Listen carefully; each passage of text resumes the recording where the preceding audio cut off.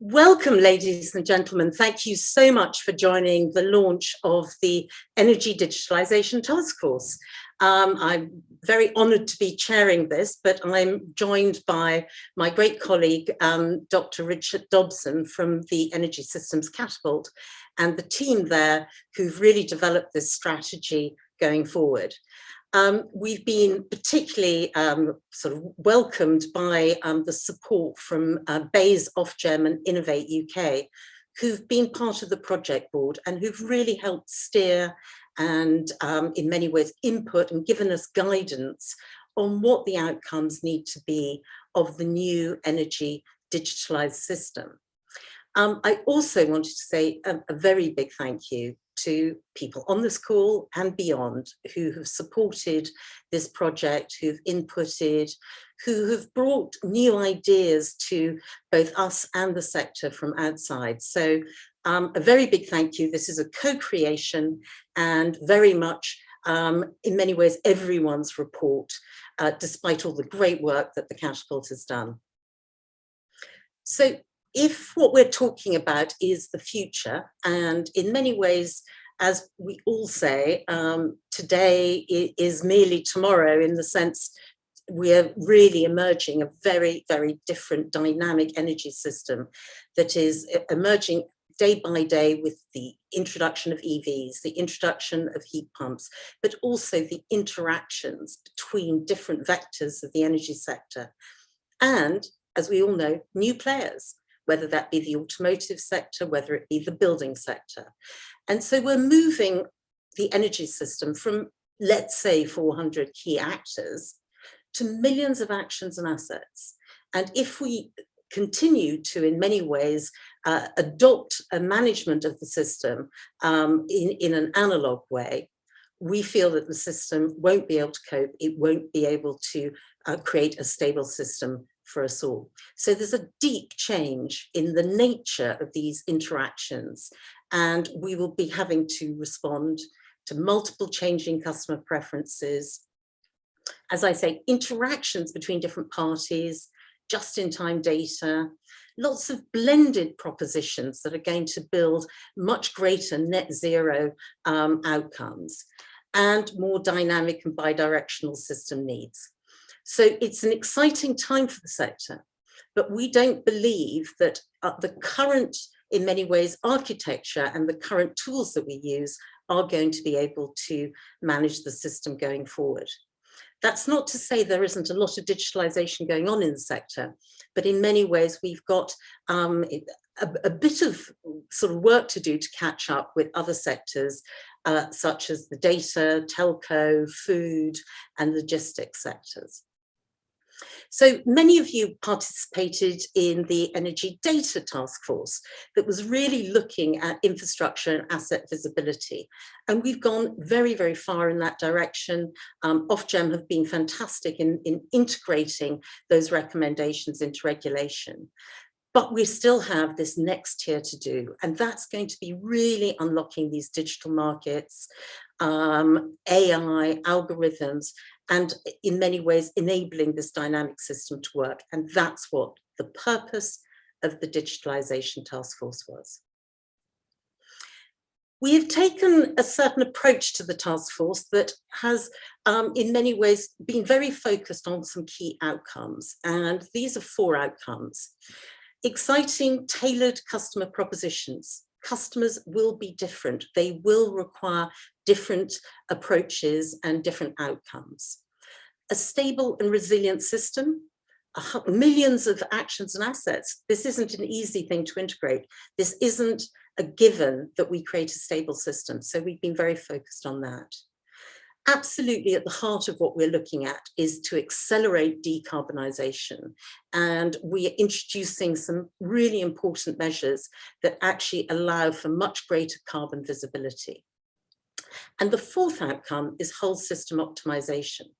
As the commodity and the whole system and the system costs start to conflate, we really do need to look at bearing down on, in many ways, some of the waste in the system, but also some of the inefficiencies. And so those were our 4 key guiding principles. But we also were looking at, in many ways, certain boundaries to how we were looking at this report. Customer trust and satisfaction had to be at the heart of it. We needed to deliver decarbonisation and flexibility at scale.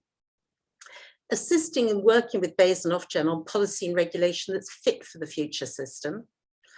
But also, very importantly, and I hope you'll recognise this throughout everything that we present today, is we're looking at the very thinnest layer of central intervention, because it's absolutely crucial that we don't either crowd out or inhibit innovation that needs to sit on top of this exciting system and unlock the opportunities of both digitalisation but also decarbonisation. And maybe we would say this, but we are looking and hoping that we need to act now before the system becomes in many ways distorted by digitalisation, which is in silos, which creates more problems and will need to be unpicked later. So I'm very, very pleased to welcome Greg Hands.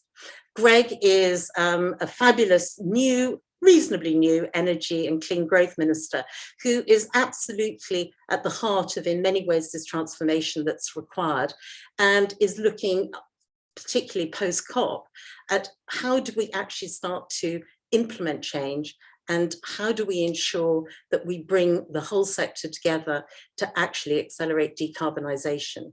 It's great pleasure to introduce you, Greg, and thank you so much for being here to launch our Digitalisation Taskforce.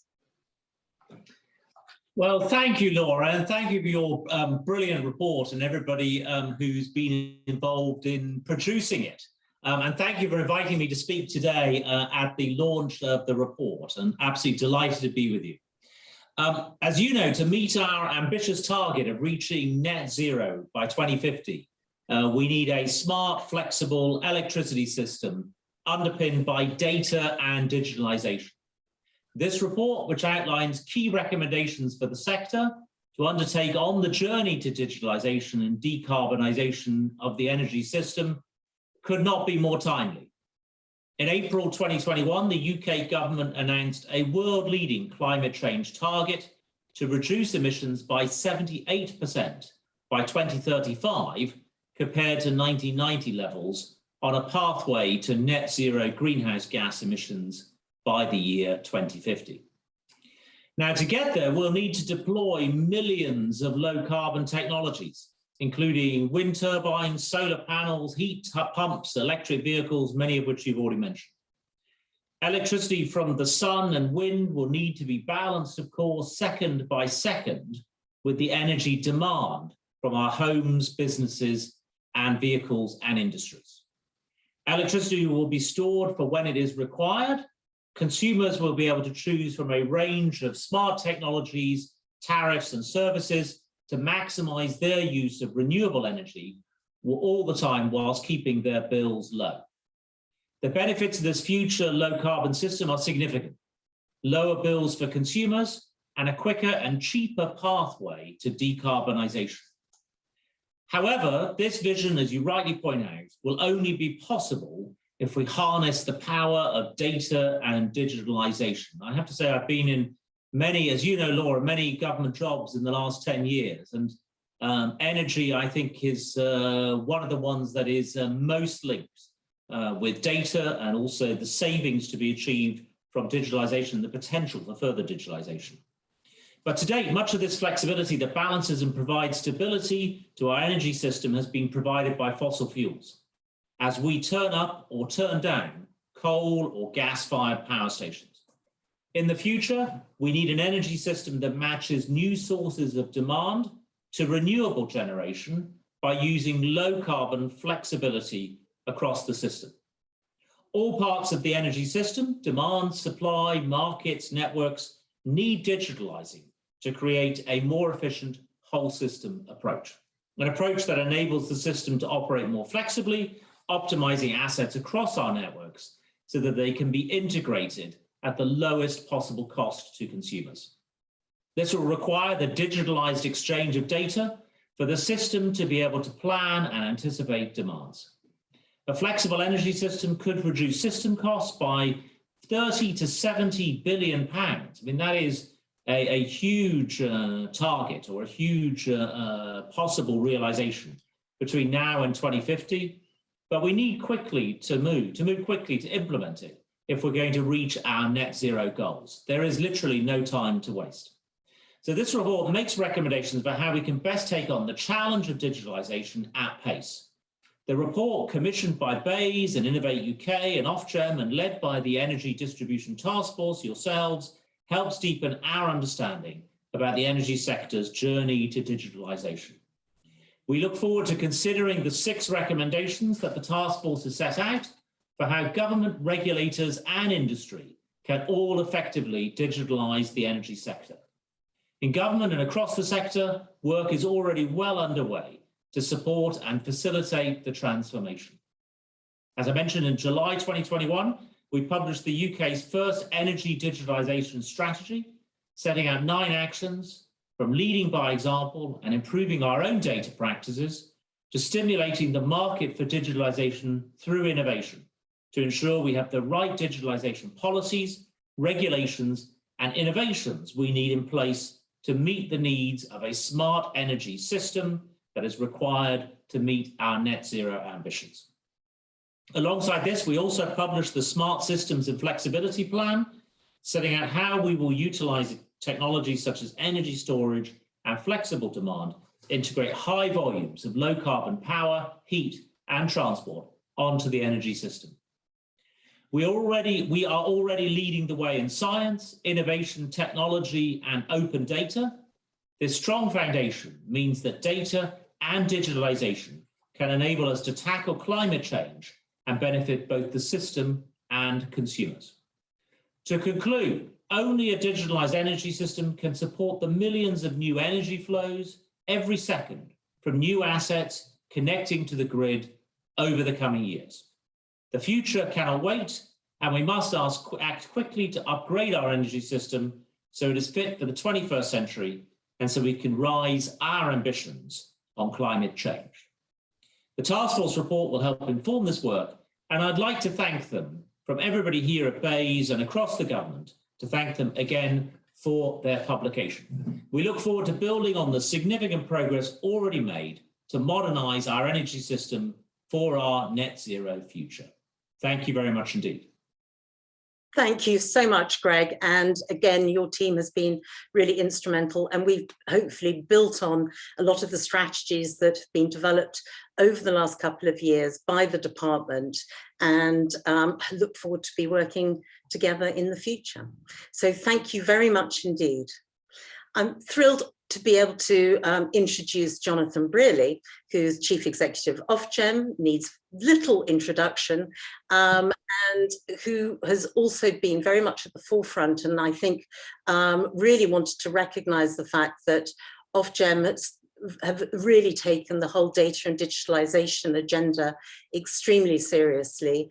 And with your great appointment of Helen Crooks, I think that there's a real step change in how you're looking at data and digitalisation, and the leadership that you've brought has been very useful to us.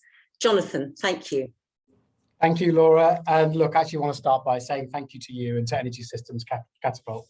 I was sort of thinking as I came into this event, Laura, you may or may not remember, one of the Energy Data Taskforce milestones was one of the last in-person events we had before the first lockdown. In fact, it was me and the then Energy Minister at the time, Kwasi Kwarteng, talking about the importance of all of this. Now, clearly, a huge amount has happened since then. And just take us back to where you can imagine my head is at and where most people in the energy sector's heads are at the moment. We are facing an incredible crisis at the moment. We have seen huge change in gas prices, and we're going to see big changes in customer lives as a result. Now, why that's important to me is because that is another reason why things need to change. No longer are we just talking about an energy transition that is about net zero. We're talking about an energy transition that needs to manage shocks, just like the one that we are seeing playing across our economy as a whole. And so for me, the importance of data, the importance of the efficient use of our assets, the avoidance of having to overbuild our energy system is now bigger rather than smaller. So I'm really pleased to see this report as another milestone on the way in the Laura Sandys whirlwind transforming the energy sector over the next 10 or 15 years. And I do think this is an important part of what we all do. So not only is data important, but the digitalization of data exchange is vital to ensure we can plan and manage the future energy system efficiently. And we, Ofgem, have a massive commitment to taking that forward. Now, as the Minister mentioned, we published the first energy digitalization strategy in July, and we're already looking at how data and digitalization can help us make better regulatory decisions. And I'd say we see this in two ways. So first of all, how can we be a better regulator, regardless of the way the outside world looks? But the second question, and possibly more important, is how much is the outside world going to change that's going to change us as a regulator? And it really is those things that we're thinking about when we think about our part in both digitalization and the evolving data world, which is going to play in any scenario a huge and an important part of our energy future. Now, core to this program is our data strategy, coordinating efforts across the energy sector to digitalize progress and support government goals to modernize the use of sharing of data. We're also working hard to improve industry coordination around sharing of best practice and to help promote competition and transparency in the energy market, as well as lowering barriers to the innovation of new and better products and services. The digitalization of the energy system that we're talking about today requires a huge cultural change within the regulator and across the sector. And we recognize that we're part of this change too. That's why we're improving our digital and data work so we're able to lead by example. Now, some of the work we've been doing includes the delivery of a modern digital infrastructure for exchanging data, either that data provided by industry or data shared across different parts of the sector. Now, I'm really excited to say that our new data exchange is already being tested by early adopters in the industry who will provide data to us. I think the changes that we've made will be welcome. So in a sense, over the next coming months, Ofgem will be considering the recommendations of EDIT thoroughly and where necessary, look at implementation plans to bring the relevant initiatives to life. Since data is used in all parts of the energy market, there is a huge amount of work to do to make sure it's used to best effect at every level. We're aiming to have an early impact, lowering bills through reducing a regulatory burden on industry and through reduced barriers to innovation. We'll continue to work closely across the energy industry and other unregulated sectors to ensure a consistent and informed approach while working to unlock all the benefits of digitally enabled energy sector that we've heard about today. So the prize is huge.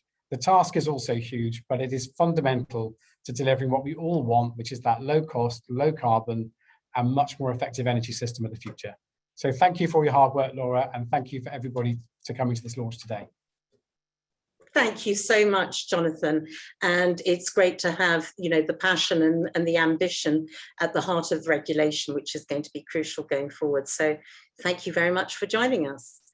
I'm also very pleased to introduce Indra Mukherjee, and as Chief Executive of Innovate UK, really at the forefront of really looking and understanding not just what needs to happen today in terms of transformation of the existing energy sector, but the huge opportunities for innovation, for new business models, for how we can transform our very resilient, but in many ways still quite limited energy sector into the new future fit and net zero system of the future.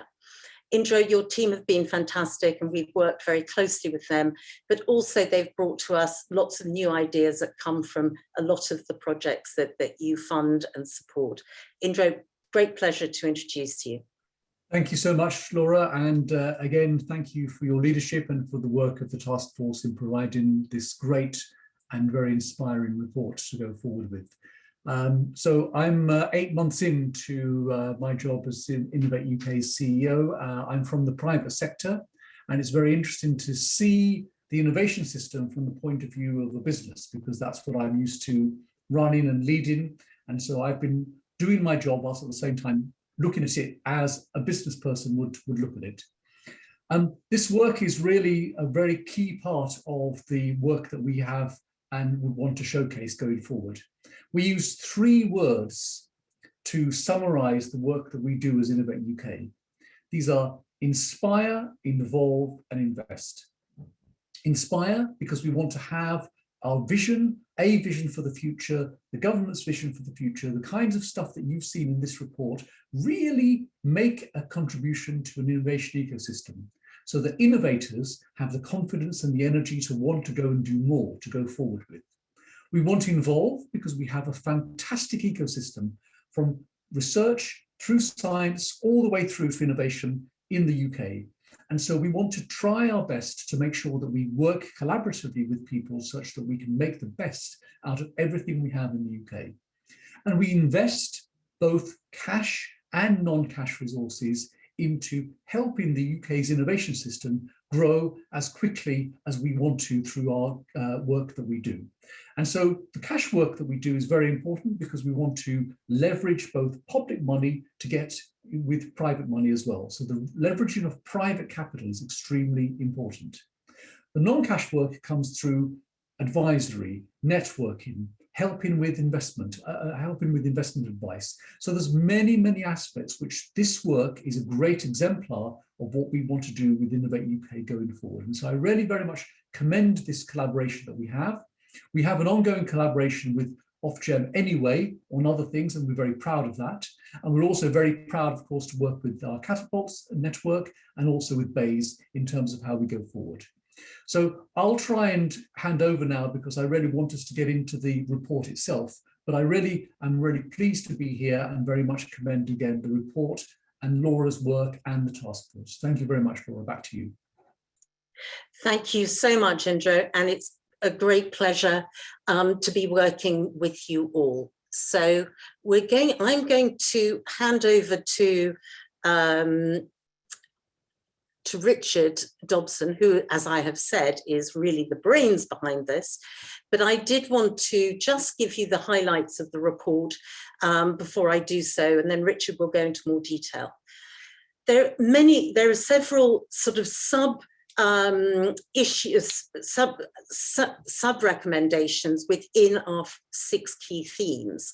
But as we've said, we want to unlock the value of customer actions and assets, deliver this interoperability that all our speakers have really indicated is going to be crucial. There will be the need for new governance approaches and entities, and we propose a certain entity. We need to look again at security measures. Digital provides, in some ways, some advantages on security and also some weaknesses, and we have absolutely addressed that head on. One of the important dimensions of net zero and of the energy system is actually we don't have real visibility of carbon, and in many ways that's going to be incredibly important, and particularly important when it comes to CCUS and offsetting. And the 6, which might seem a little bit different from the sort of recommendations that people like Catapults put forward, and that is about culture. And we do have some issues around how digitalization culture meets engineering and energy sector culture. So there's an important and in many ways complicated set of recommendations there, because culture is more difficult than actually initiating actions. The key outcomes that we are looking and hoping that will be adopted is this issue around customer consent and customer control. And so we're proposing a customer consent dashboard.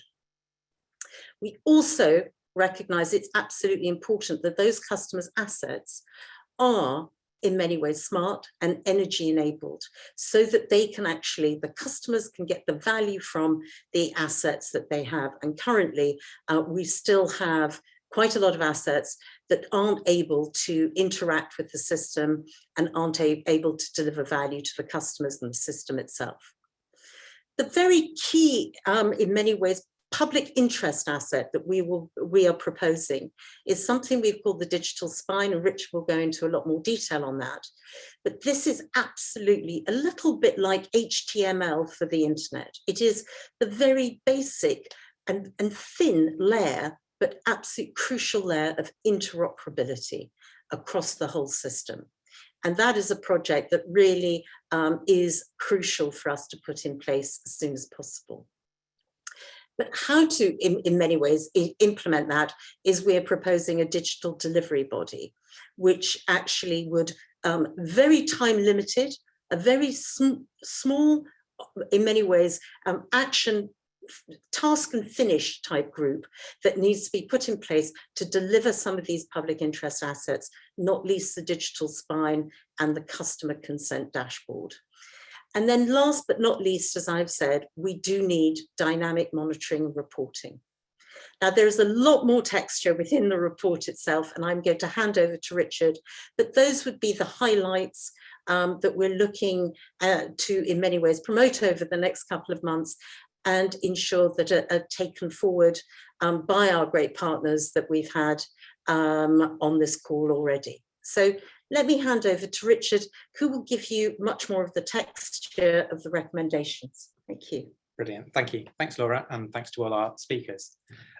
So the first recommendation is about unlocking the value of consumer actions and assets. We're recognising that the energy system is becoming much more decentralised, much more distributed than it ever has been, and looking to think about how we can actually enable the high levels of flexibility that we're really driving towards as a sector. We have a lot of focus on flexibility right now, but this is about trying to create the digital infrastructure and the digital pieces that need to be there to enable that flexibility to be utilised to the best of its ability. So as Laura said, we're looking at consent, customer consent for data access particularly. We know this is a real pain point for innovators, both obtaining and managing consent. And we think there is a role for the energy sector to create a centralised solution for that, or at least a shared solution. We want to make sure that as we're putting in new distributed energy assets like EVs, like heat pumps, like battery storage systems, we're making sure that they are smart today. This is particularly important as we have a number of very large scale, large, ambitious investment schemes, particularly into things like heat pumps coming up. We have the ability to make sure that these devices can be part of a flexible energy system rather than having to go back and retrofit that smartness after the fact. We want to make sure that asset registration is really streamlined, really user-friendly, and to make sure that we have good visibility of all of the energy assets that are being deployed today onwards.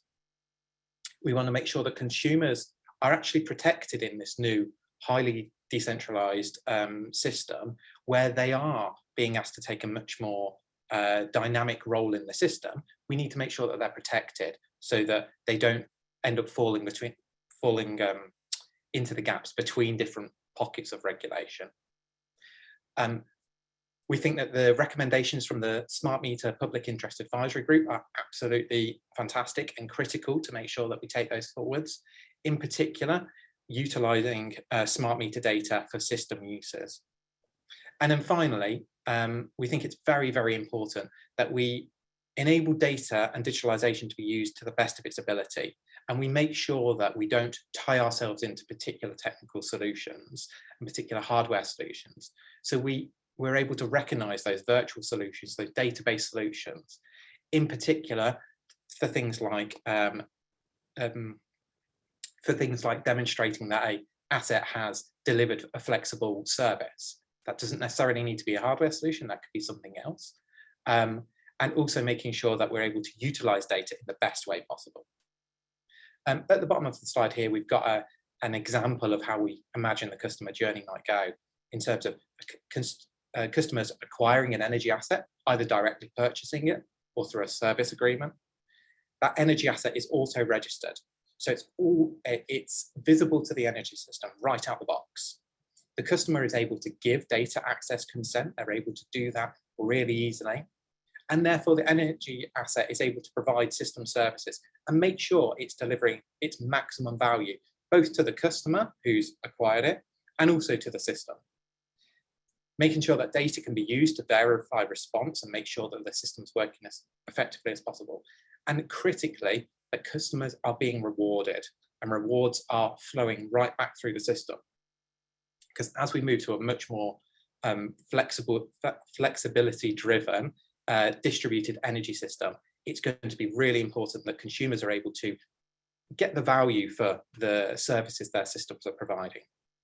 And then finally, we need to wrap around and make sure that there's consumer protection from negative outcomes, particularly as new products and services developed and implemented, because it's not a well understood area from day one.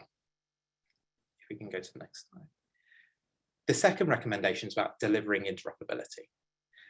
This is absolutely critical, and we realise that the headline here is really big and ambitious, but we have some very specific ideas of interventions that can help to drive interoperability across the sector. Firstly, data sharing is going to be critical in the energy system. It's already critical in today's system, but it's going to be much more so. So we need to make sure that we are investing in and delivering that data sharing fabric, the minimal infrastructure that allows data to flow seamlessly across the system. We think that's really important, and there's been some great work in that area already. We need to make sure we're adopting network data standards, and I'm really pleased to say Ofgem actually announced that they have adopted the Common Information Model network data standard just last week. So that is brilliant. So they're getting ahead of the curve out there. We need to make sure that energy assets are being registered, and there is a system to do that, and enabling auto registration as we go forwards. Bringing in a recommendation from the Energy Data Taskforce, we still think an energy data catalogue is super critical. And we've made some good steps forward there, but there is still some work to be done to deliver the full value. We need to make sure that we are developing flexible energy asset standards. There's been some great work on this from BEIS and the BSI, developing the Energy Smart Appliances PAS, or pair of PASs. But they need to continue to be developed. But we need to keep our eyes open to global standards that might come and overtake them. And then finally, we need to make sure that we're delivering this digital spine for the system. And that is absolutely critical, because we need to make sure that we're able to operate our system in whatever way is most efficient. If we can go to the next slide. So the reason we think the digital spine is so critical here is because as we move from a highly centralized energy system to whatever it looks like in the future, we know we're going to have a lot more distributed energy assets. We know we're going to have a lot more actors involved in running the energy system at various levels. And the only way for us to do that in a stable and secure way is to make sure we have distributed system monitoring. And by that, we don't mean deploying sensors everywhere necessarily. We mean making sure that that system critical data is ingested, standardized, and presented back to those who are responsible for operating the system in the most effective way possible. Now, we think the digital spine is an absolutely critical thing to implement here, and this is absolutely inspired by cloud scale technology provider, distributed energy system leaders, and also government technology innovations. But we think this is such an important part of the future energy system that we need to make sure it's not owned by one in particular entity. It's owned and it's managed for the good of the system. Therefore, we think open source is really important here to make sure that we are able to continue to develop and maintain it going forward, no matter how the organizational structure of the energy system changes. It absolutely needs to integrate with other digital assets, so the data sharing fabric as that emerges, and it needs to create options for the operation of the future energy system. So it can be really centralized, it can be very distributed, but we need to give ourselves those options from a technical perspective to make sure that we're able to pick the solution rather than be forced into one. Now, the digital spine will create commercial opportunities for people, and it will enable core digital functions across the energy system, but it is very minimal. It's designed to be as small as possible to enable people to build on top, enable people to innovate and create the interesting products and services we know are going to emerge. Next slide. The third recommendation is about implementing new digital governance approaches and entities. Digital offers us a huge potential, a huge opportunity for the coming years, but that's not without risk, particularly thinking about those who are most vulnerable in society and thinking about how we make sure that we get the benefits of digital, but without the negatives.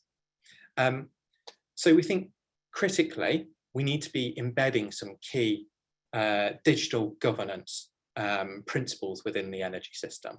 We need to be making sure that we are delivering for the good of the British public and the energy consumers of the world, and make sure that we're protecting them effectively. We've put forward a term, public interest digital assets, and that's kind of the things we talked about on the previous slide, things that aren't necessarily commercially viable or commercially appropriate, but we think are really critical in the public interest. So we need to make sure we've got governance for them, but we also need to make sure we have a delivery body for these assets. Now, there's been a ton of great work developing proof of concept and developing solutions here, but we think we need a sustainable way to help us initiate, incubate, and then transition these solutions into the sector. And that's not about one organisation physically developing it all, but it's about one organisation being able to decide what we need to develop, draw on the best of the energy sector to help us deliver it, and make sure that we're delivering in the public's interest. And we think there is a real need for a government-backed delivery body to enable us to do that. I think that's really critical. There are a number of other areas here that we think we need to also touch on, including establishing algorithm governance, particularly as we have many more algorithms being involved in how the energy system works. We need to make sure that we have some level of visibility of them, and we need to make sure that we're balancing the risk of them. We need to promote digital energy competition to make sure that we're getting the best, most competitive solutions, and that's able to drive costs down in the energy sector. And we also need to be thinking about how we regulate for interdependencies between sectors. It was said multiple times by our speakers at the start, and Laura, the energy sector is no longer a silo, it's no longer an island. We need to make sure that we are thinking about our reliance on the comms system and how that works, and the comms system reliance on the energy system as well, amongst many other interdependencies across other infrastructure sectors. And finally, as we start to look at new business models that start to emerge, things that are not tried and tested solutions, we need to make sure that we are dynamically monitoring risk and making sure that we're intervening before the customer is having to pick up the cost of failure. We need to be making sure we are watching the sector, watching the emerging sector, so that we can help and support it to develop and flourish, rather than it failing and us all picking up the bill for it. And next slide, please. Okay. So the final three recommendations, and apologies for putting these all on one slide, but we wanted to make sure we had some time for questions at the end. So if you do have questions, please pop them in the chat. We need to make sure that we are adopting digital security measures. As Laura said, digital is an absolutely amazing opportunity for the energy sector and will be absolutely critical to make sure that we can have a flexible net zero energy system that we all need. But it does create risks. It creates an increased attack surface.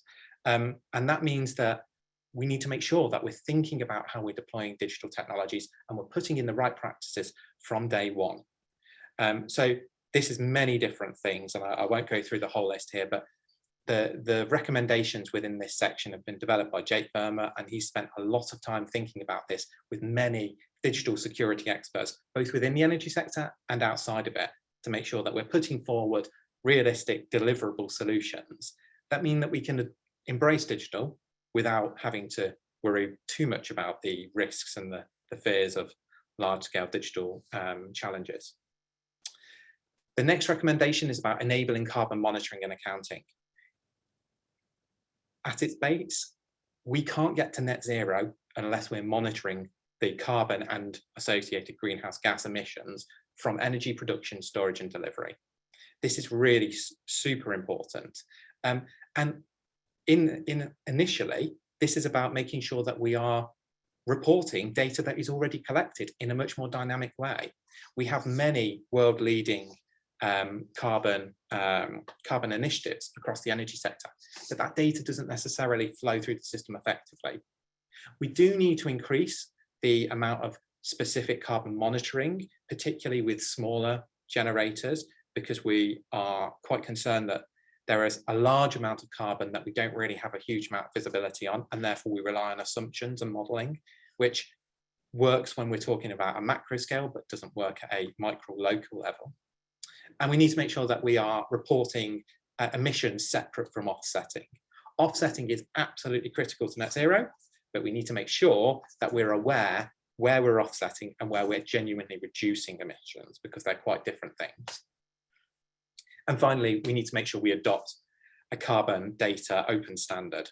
And that's really very, very critical to make sure that we are able to have carbon data flowing through the system and the economy more broadly. Now, our final recommendation, our sixth recommendation, is perhaps one of the biggest, and that's about embedding a digitalisation culture into the energy sector. The energy sector is brilliant and has some exceptional talent within it, particularly around engineering, management of infrastructure. Digital is really quite a different beast. It's something that we are having to adopt, we're having to adapt to today. But this means that we need to make sure that our leaders are having a digital literacy, they have a better understanding of what the opportunities of digital are and how to implement them, how to realise those opportunities. We can learn from so many other sectors in this area that have already gone through these kind of transformations. The obvious sectors like the internet and telecommunications, but also less obvious things like mining and natural resource management. There is a huge amount we can learn here. This also means we need to make sure that we are valuing digitalisation, and we are making sure that companies that invest in digitalisation are seeing equivalent returns in their value, particularly where they're delivering efficiencies and they're delivering transformed business models because of it. And finally, we need to make sure we focus on whole system user experience. The energy sector, as we've said before, is very fragmented. We focus on our little bit, and that means that users who need to interact with many different actors across the system often find it more challenging. Next slide, please. So yeah, top line, we have our 6 recommendations about unlocking value of consumer actions and assets, delivering interoperability through some very targeted, specific interventions, implementing new digital governance approaches, including the digital delivery body, adopting digital security measures based on best practice from industry and the economy as a whole, enabling carbon monitoring accounting so that critical data can flow through the system, and embedding a digitalisation culture right from the leadership all the way through. Thanks very much. Thank you, Richard, and that was a fantastic tour de force through our recommendations. I really urge you to download the report and do please feed back to us some of the comments, some of the, your pushbacks, your push forwards, challenges, and in many ways your experiences of what really, when we take these measures forward, which we hope they will be, we need to consider. But I would like to open this up for questions. And so we've got a lot of people in the chat, and I was wondering whether let me just stop share. So there's been quite a lot of conversation in question, and I'm going to ask you, Richard, to answer these questions, right? So when we're looking at consumers and what we think the barriers are today of digitalization, I mean, consumers have a digital experience a lot, don't they? Right the way across a lot of their sort of activity and the economy. Yeah. What do you think by doing this consent dashboard is going to unlock that in the energy sector? Great question. So I think firstly, consumers themselves probably shouldn't be directly interacting with much of the energy system. Digitalisation gives us a real opportunity to abstract complexity from consumers and deliver them the services and the outcomes that they actually care about. So the one touch point where they really are going to have some understanding is about data consent. Why are they giving their data to organisations? For what purpose? And how do they make sure that they're getting value out of that interaction? At the minute, there are many really interesting flexible energy projects that are going on right now, but managing consent for data, for consumers' data, is a real challenge there. And for consumers to really understand who has access to my data for what reason and why. We're seeing lots of challenges with consent across the whole economy, not least social media kind of areas. So we need to get out ahead of this in the energy sector. We need to make sure that we simplify it right down to the bare bones. We make it a streamlined experience for consumers so that they can confidently give consent for data access, and they can get the benefit they need out of it. If they're not getting the benefit, they should be able to withdraw that consent. And really, that's what we're talking about in our consent dashboard proposal here. And this is, just to kind of put it in context, this is backed massively by international best practice. We've seen it the world over. We always say Estonia, but we've seen it in Estonia. And also this is backed by the likes of Citizens Advice, who have really been advocating for approaches like this. So there are a couple of questions about how will this unlock the localized energy pricing for demand side response. I mean, just if we discuss a little bit more about the optionality that we're creating. Yeah. I mean, if I can answer my own question a Go little for bit it, here. go for it. But I mean, we had two very clear use cases. One was prices to devices, and that really was what I would call the horizontal. So the offshore wind farm being able to communicate with the EV car. And let's be frank, they won't be, but that one had the interoperability for that to be created. The second was, in some ways, the vertical stack, which is how is the system going to be managed by your device, by your DNO, the DSO model, or the ESO. And I mean, I think we took the approach that certainly when it came to system management, we wanted to create the infrastructure that allowed for optionality. We're not there to decide or design the system. But I think that, maybe you want to elaborate on it, the digital spine actually allows total options. My view is that actually the system will be managed by all of those interacting. Yeah. But yeah, and I mean, when we came to this task of trying to think about digitalization, ideally we would have known, what does the architecture of the future of our energy system look like in terms of markets and players and actors, and what roles are they trying to achieve? And we would put the digital in place. We're not in that situation. There are many, many options that we're still looking at. So we've tried to provide optionality and to make sure that, yes, it can support localized pricing and local energy systems and really significant decentralization, but it also supports centralized models, because we may well end up in a world where it's more centralized. So I think we're trying to make sure that all of our recommendations are essentially market agnostic. They enable many options, but they don't force us down a route of any one of them. So yeah, hopefully it can enable smart local energy systems and localization, price signals, but it can also do lots of other things. I also think it's interesting because there are quite a few comments about digital twins, and in many ways the digital spine will enable different parties to build digital twins in a much more easy, smooth delivery pathway. Yeah, definitely. So, I mean, digital twins are obviously a very, very hot topic in the energy sector right now.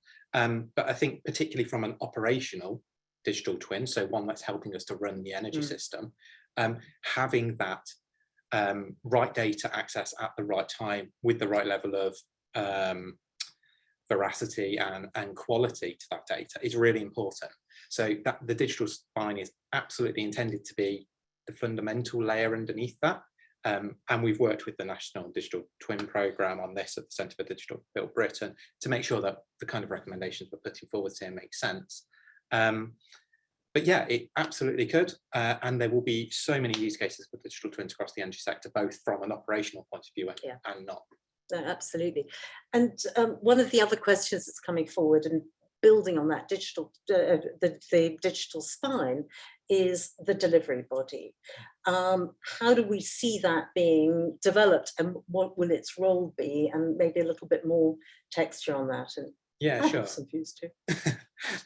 Yeah, so when we've been looking at all of the proposals we're putting forwards here, one of the critical things that we've been thinking about is, how do we do it? Are they deliverable? Will they be achievable?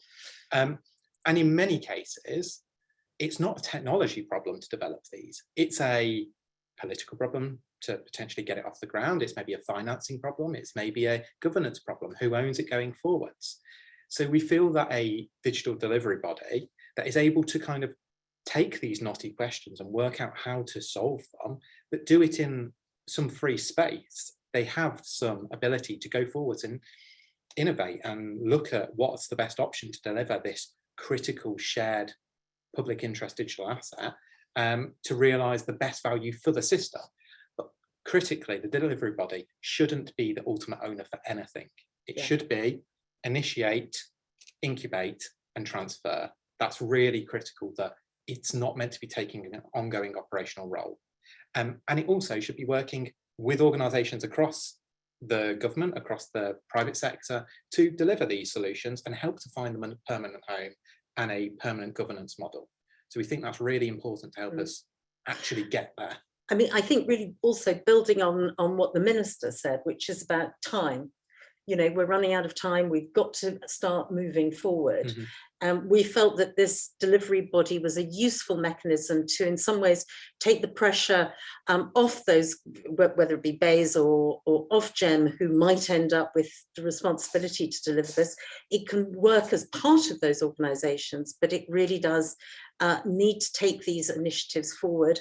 And as Richard said, be sort of ring-fenced from worrying about other issues, from actually the task and finish, in many ways, a sort of objective. I mean, I think we also feel that there are probably only 4 or 5 really core public interest assets, the digital spine and the consumer consent dashboard being probably the most important. Those are really the crucial ones. So this is not trying to build anything big and elaborate. It is absolutely just trying to accelerate delivery and dispatch as such. Richard's right, we want to move those assets into other places. Yeah. And you know, the things like the future system operator, when that becomes if and when that becomes an independent organisation, could be the ongoing home for many of these assets. But it could also be private organisations that have the right governance structure and governance setup around them. So we're not trying to force everything down one solution. You know, we're trying to make sure that we find the right solution for the right problem. Yeah, absolutely. And I think also what's important is in that delivery body, we'd be very challenged by the sector that we were not stepping, not we, but this organisation was not stepping beyond the very, very thinnest layer of central innovation or central sort of plumbing as such. So innovation can sit on top. And that's going to be very important, that sort of tension between what is commercial and what is a common public interest. We've had a couple of issues around metering and obviously the smart metering programme. And you might want to sort of outline how, in some ways, some of our database solutions might actually assist with the ability of customers to get much more textured data and billing as a result. Yeah, so smart metering is obviously a really important thing going forwards. You know, it's a critical program for the energy sector to make sure that balancing and settlement is working. But there are so many more things that we need to do to get to a smart digitalized energy system. And some of that can be realized through metering and some of it doesn't necessarily need to be. So we can act faster and quicker. So you could imagine through the digital spine and through a data sharing fabric, you could start to share data much more quickly than the smart metering system is intended to, so that you can do more, more dynamic business models and solutions. So we think, smart metering critical, but it's not the only solution to this. And we need to make sure we're pushing on with digitalization more generally, because that will unlock huge value in the energy system. No, I mean, I think smart metering is obviously a crucial part of our infrastructure, but in some ways we've fixed it on this piece of hardware rather than looked at actually the outcomes that we want. And we feel that there are there are digital and database solutions that can actually deliver us some of the sort of similar outcomes. So I think it's about working together on between database solutions and fixed metering. We're also asked about security, because that's something that I know, we have often come across, and quite rightly, it's absolutely crucial that we get the security measures right. And there is sometimes a question that, oh my word, digital is super dangerous, and that's going to be a major, major problem. I think that we found through our work and research that there are swings and roundabouts, but possibly greater visibility actually provides some opportunities. Yeah, absolutely. So in terms of resilience of the system, digitalization does give us some real advantages and some real possibilities to do things that we just don't do today. Yeah. And there's lots of interesting projects around, National Grid have got their distributed restart project. There's been a UKPN project that's been looking at cold start. So there's some really interesting solutions that digital can provide here. And one of the questions I saw about security is about, it's really a cultural issue here. It is something that needs to be driven. We have some advantages in that we're a highly regulated sector, so that we do have a competent authority for cybersecurity in both BEIS and Ofgem, and they do have a really important role to drive cybersecurity, particularly in certain areas. But there are much wider sector-wide challenges, particularly in the new and emerging and regulated areas, particularly around kind of flexibility models. And we do need to make sure we get this right. I know that there's a lot of work going on in terms of trying to make sure that we are driving these practices in the right way. But really, cultural change has to be bottom up and top down. It can't be one or the other.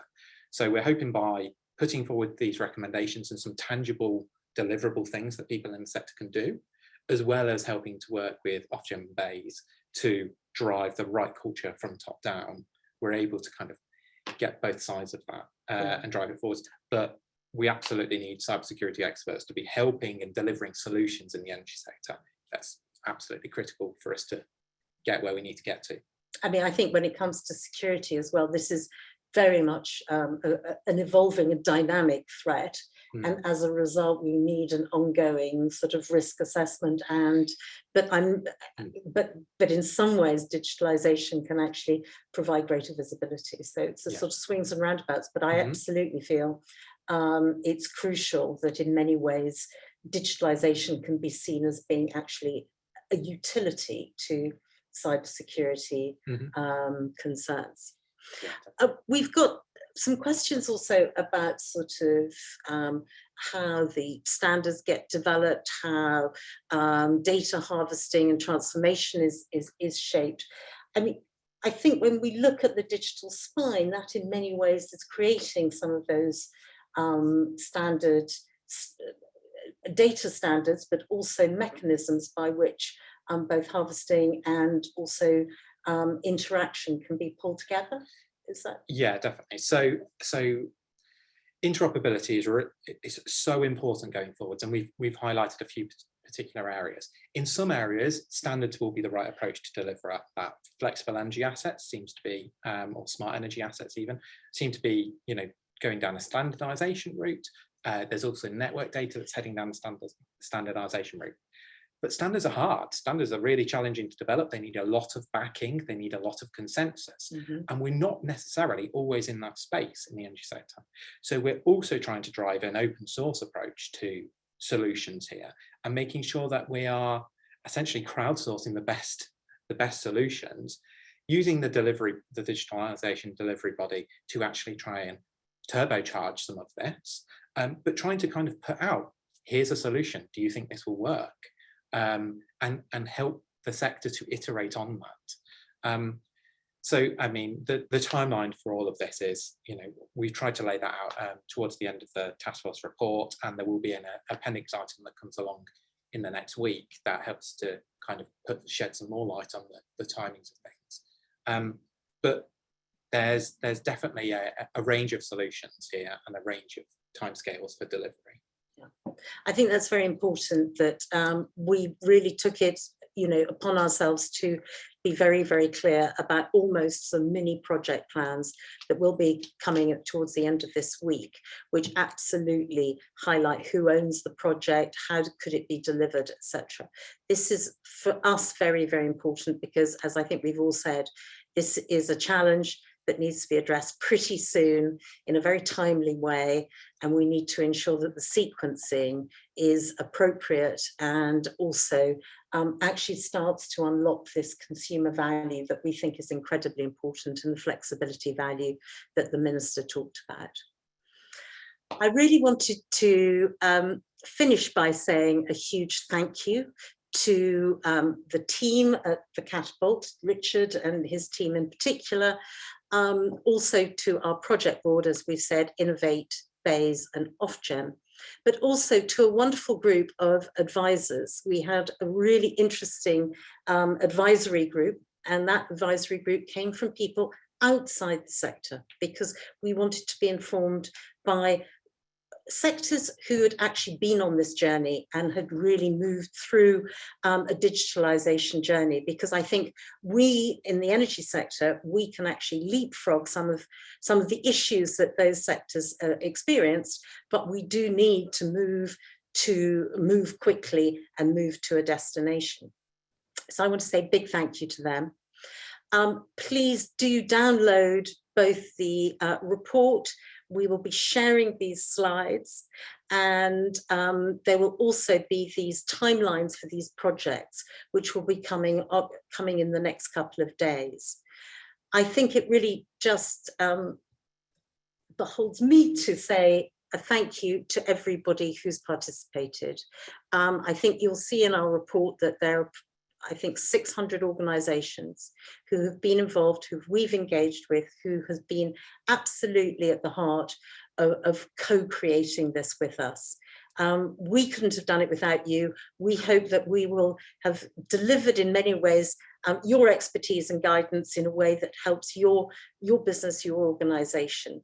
And most importantly, we hope very much to work together in the future to really drive home the recommendations and the delivery of them, and look forward to a digitalised energy system going forward. Thank you very much indeed to you all. Thank you.